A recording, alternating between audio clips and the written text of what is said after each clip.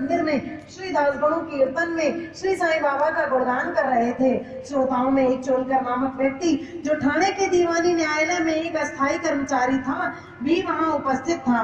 दासगणु का कीर्तन सुनकर वह बहुत प्रभावित हुआ और मन ही मन बाबा को नमन कर प्रार्थना करने लगा कि हे बाबा, मैं एक निर्धन व्यक्ति हूँ और अपने कुटुंब का भरण पोषण भी भली भांति करने में असमर्थ हूँ। यदि मैं आपकी कृपा से विभागीय परीक्षा में उत्तीर्ण हो गया तो आपके श्री चरणों में उपस्थित होकर आपके निमित्त मिश्री का प्रसाद बांटूंगा। भाग्य ने पलटा खाया और चोलकर परीक्षा में उत्तीर्ण हो गए। उसकी नौकरी भी स्थायी हो गई। अब केवल संकल्प ही शेष रहा। सुबह से शीघ्रम श्री चोलकर निर्धन तो था ही और उसका कुटुंब भी बड़ा था, अतः वह शिरडी यात्रा के लिए मार्ग में व्यय जुटाने में असमर्थ हुआ। ठाणे जिले में एक कहावत प्रचलित है कि नाड़े घाट या सराबी पर्वत श्रेणियां कोई भी सरलता पूर्वक पार कर सकता है, परंतु गरीब को उम्बर घाट ग्रह चक्कर पार करना बड़ा ही कठिन होता है।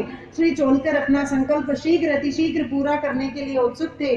उन्होंने मितव्ययी बनकर अपना खर्च घटाकर पैसा बचाने का निश्चय किया। इस कारण उसने बिना शक्कर की चाय पीना प्रारंभ किया और इस तरह कुछ द्रव्य एकत्रित कर वह शिरडी पहुंचा। उसने बाबा के दर्शन कर उनके चरणों पर गिरकर नारियल भेंट किया तथा अपने संकल्पानुसार श्रद्धा से मिश्री वितरित की और बाबा से बोला कि आपके दर्शन से मेरे हृदय को अत्यंत प्रसन्नता हुई है।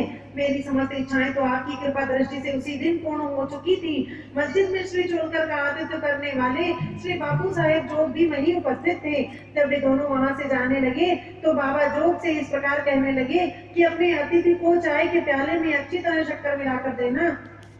इस अर्थपूर्ण शब्दों को सुनकर श्री चोलकर का हृदय भर आया और उसे बड़ा आश्चर्य हुआ।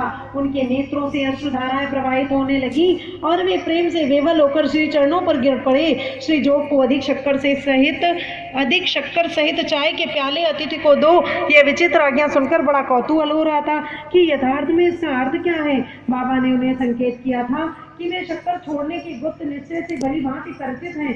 बाबा का यह कथन था कि यदि तुम श्रद्धा पूर्वक मेरे सामने हाथ फैलाओगे तो मैं सदैव तुम्हारे साथ रहूंगा। ये तक मैं शरीर से यहाँ हूँ, परंतु मुझे 7 समुद्रों के पार भी घटित होने वाली घटनाओं का ज्ञान है। मैं तुम्हारे हृदय में विराजित तुम्हारे अंतरस्थ हूँ। तुम जिसको तुम्हारे समस्त प्राणियों के हृदय में वास है उसकी ही पूजा करो। धन्य और तो भाग्यशाली वही है जो मेरे सर्वव्यापी स्वरूप से परिचित है। बाबा ने श्री चोलकर को कितनी